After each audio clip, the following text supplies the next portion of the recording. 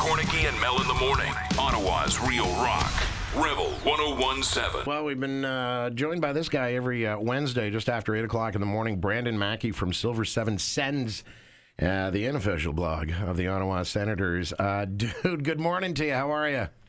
I'm doing all right. How are you? Good. You haven't had much sleep in the last week or so? No, this Western road trip's killing me. There are people who want this North Division to be permanent, and I don't think I agree because I don't think I can do this every other week. Yeah, hey, listen, it's tough, but thankfully you've been there watching the games over, since we spoke last week. There's been no change as far as the points go. No, they've not been good. I think I can safely say that without controversy. You have a defense core that is just not playing well and hasn't been able to match up against the speed and skill of some of the high end talent that the Sens have faced, like Vancouver and Edmonton.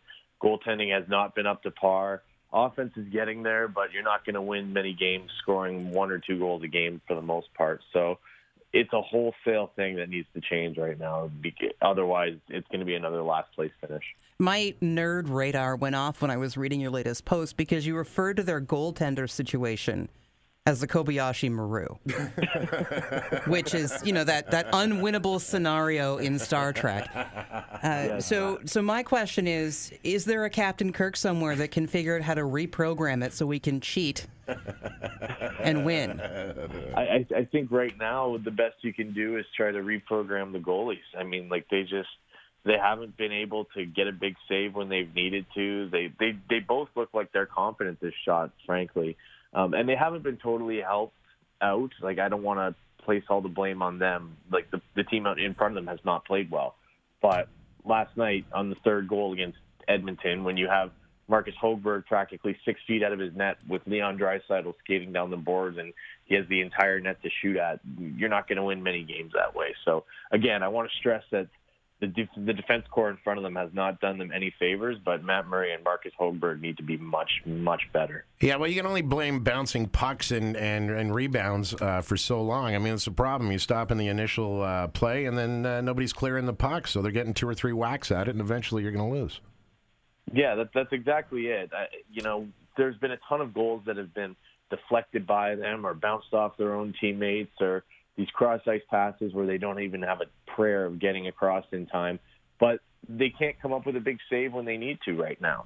And it's one thing if those goals are going to bounce by you, but if you can't stop the easy ones, then, again, I keep saying it, but you're not going to win many games that way. So everyone needs to be better from the coaches on down to the players, but goaltending is definitely Ottawa's biggest bugaboo right now.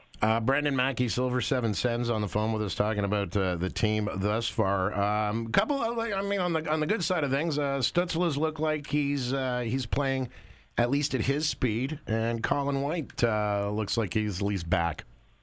Yeah, that's why I was a bit puzzled when Colin White was taken out of the lineup to begin the season. And who knows, maybe DJ Smith did something that lit a fire under Colin White, and maybe what we're seeing now is the product of him being sat down to start the year. As far as Tim Stützle goes, though, yeah, he looks pro-ready to me. There have been people who have thought otherwise and thought that maybe he should go back to Germany for the year, but I think he's put that theory to rest over the past couple games, and it's not just the 2 goals he scored, even though they were both gorgeous. And early in the third period, he took a massive shot off the leg. He slid in front of it and blocked it, and was in pain clearly for several minutes. And if you have your 18-year-old rookie superstar doing that in a game where you're down 3-1 down 4-1, and don't have a chance of coming back, really, that's pretty impressive, and that's something that you love to see from your young players. Well, you know what? It's like anything. Once they start putting a few more wins under them in a row, I'm sure it'll change the pace of the game somewhat. But boy, how do they feel coming back east right now, knowing that 8 of the next 9 games are against 2 other teams that are on fire right now with the Habs and the Leafs? Well, there's no easy games in this division, and that's the problem. When in a normal year, when you're on a 9-game losing streak, eventually you're going to see somebody who's either on par with your skill level or worse. And Ottawa's not going to see that this year. I mean, the closest thing to them probably is Vancouver, and that's a team that stomped them 3 games in a row. So they're going to have to dig deep, and they're going to have to pull out at least one good performance against a Montreal or an Edmonton or a Toronto. And that's, like you said, that's no easy task because those are three teams that are playing some really good hockey right now. Well, then so I think – sorry, I was just going to say, I think that in order to change something, they just need to switch up the lineup and just keep doing so until something works. Yeah, sorry about that. We got a snowplow in behind in case you hear a big truck rolling in. It's not taking us out; it's just trying to clean the parking lot out in behind us. Well, at least, I guess for the next 2 weeks or so, we're going to be able at least to enjoy the games or back down to the normal time. So, hopefully for yourself, you're not going to be staying up too late, pulling your hair out, and get to enjoy one or two of these. Question for you. Tell you what, you know what?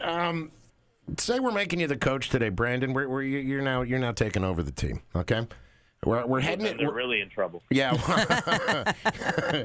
well, they might get their money's worth finally. You never know. Here's a question for you. You get to make a change going into the next game against Montreal. Your choice, and it's going to happen. What's one move you would make today? I'm getting Eric Brandstrom into the lineup. I mean, I think he ran into some bad luck to begin the season where he ended up having to quarantine twice, one because he came back from overseas, and then the other because he was a close contact with a positive COVID-19 case. So I think the Senators' defense corps has frankly not been up to par. I think they have some guys that are playing out of their depth in terms of minutes. If I'm DJ Smith, I'm getting a young player in there who I know is going to bring some speed, some skill, maybe even a bit of a burst of energy, and can be deployed for more than 10 minutes a game. So that would be the one thing I do right off the bat is get Brandstrom in the lineup and try to get younger and faster on the blue line. Well, you can't keep losing, man. Something's eventually going to have to give. And, dude, we appreciate your time once again today. Brandon Maki, Silver 7 Sens. You want to check out his blog, you can go there. Just a fresh one put up last night. And each week there's some great additions on there. Dude, thanks so much for making the time and actually staying up late watching all these games for us. Fingers crossed things take a bit of a turn into a better direction going into the next couple days. But I'd love to have you again next Wednesday, same time if we can. Definitely. Thank you, as always.